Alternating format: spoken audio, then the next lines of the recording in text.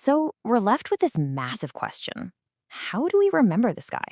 Was he a revolutionary hero who dragged Europe kicking and screaming into the modern age? Or was he a power-mad tyrant whose ambition cost millions of people their lives? The truth is,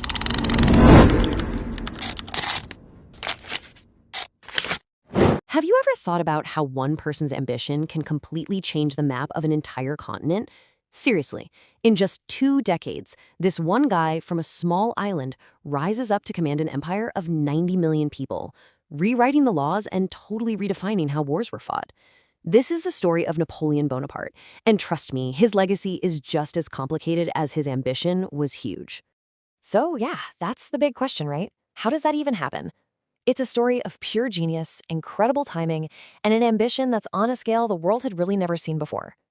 We're going to look at his insane rise to power, the revolutionary way he built his empire, and of course, his final legendary downfall.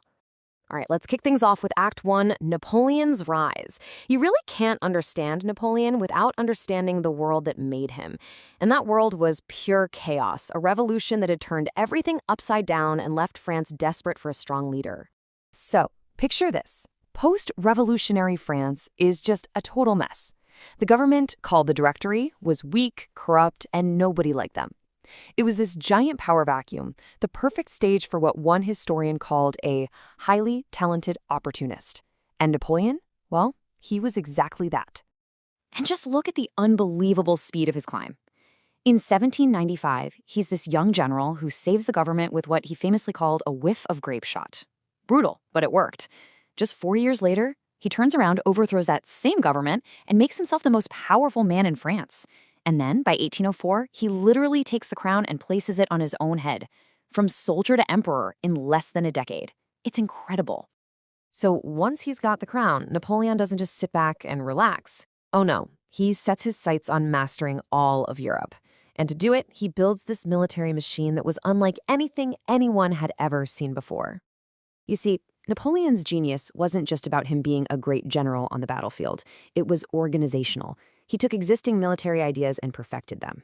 The key was something called the corps d'armée system. Basically, instead of having one gigantic, slow army, he broke his up into a bunch of smaller, self-sufficient mini-armies that could move super fast and act independently. And the result for his enemies was, well, devastating. This system gave his Grande Armée incredible speed. They could, as the saying went, march divided but fight united. This let Napoleon pull off his signature move, swinging around his enemy and cutting off their retreat and supplies. Then he'd focus all his cannons, his first love as an artillery officer, on one spot to just blast a hole in their lines. And maybe most important of all, his army was a meritocracy. The best man got the job, not the guy with the fanciest title. That created a fighting force that was just unstoppable. And the result of all that? An empire of 90 million people. Let that number sink in for a second. At its absolute peak, his influence stretched all the way from Spain to Poland. He literally redrew the map of Europe, putting his brothers and his best generals on the thrones of conquered nations. But here's the twist. Napoleon wasn't just about brute force. He was also a brilliant administrator. He knew that if you want to hold a massive empire together, you need more than just an army. You need ideas. And that brings us to the Napoleonic Code.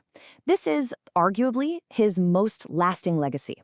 He took the best ideas of the French Revolution, things like equality for all citizens, property rights, freedom of religion, and he spread them all across Europe. He got rid of all the old feudal nonsense.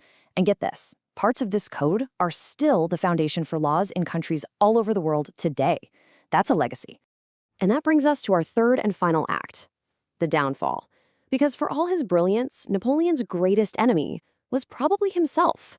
His own ambition is what eventually brought him down, and it all kicked off with one single catastrophic mistake: the invasion of Russia in 1812. It was an absolute disaster. He marched in with the biggest army Europe had ever seen, and he limped out with just a tiny fraction of it. The brutal Russian winter and their scorched earth tactics just destroyed his Grande Armée. His aura of invincibility, gone, shattered in the Russian snow. This led to his first abdication and exile to the little island of Elba. But of course, you can't keep a guy like Napoleon down. He escaped from Elba, came back to France, and took power again in what's known as the 100 Days. And this quote from the morning of his very last battle, it tells you everything you need to know about his state of mind. He was just supremely overconfident, completely dismissing his enemies. It's pure, uncut arrogance. And so it all comes down to this: Waterloo. On June 18, 1815, Napoleon faced a coalition of armies led by the British Duke of Wellington and the Prussian General von Blücher. His plan was classic Napoleon: keep their two armies separated and beat them one at a time before they could link up. But, everything that could go wrong pretty much did. It had rained like crazy the night before, turning the field to mud and delaying his attack. That delay gave the Prussians just enough time to get there. Wellington's British troops held their lines with just unbelievable courage. And then, at the most critical moment, Blücher's Prussians showed up and smashed right into Napoleon's flank. It was a disaster. The cost, look at these numbers. The cost of that single day was just staggering. The French army was completely broken, with almost double the casualties of the Allies. For Napoleon, this was it: total, irreversible defeat, the end of the line. 4 days later, Napoleon gave up the throne for the last time. The 100 days were over. His imperial dream was dead, and this time his enemies weren't taking any chances. They exiled him to St. Helena, a remote rock in the middle of the South Atlantic Ocean, finally ending 23 years of nearly constant war in Europe. And think about it, the battle was so huge, so final, it literally became a part of our language. When you hear someone met their Waterloo, it means they faced that one final crushing defeat they just couldn't come back from. That's a powerful legacy right there. So we're left with this massive question. How do we remember this guy? Was he a revolutionary hero who dragged Europe, kicking and screaming, into the modern age? Or was he a power-mad tyrant whose ambition cost millions of people their lives? The truth is, he was probably both. And that's what makes him one of the most compelling and complicated figures in all of history.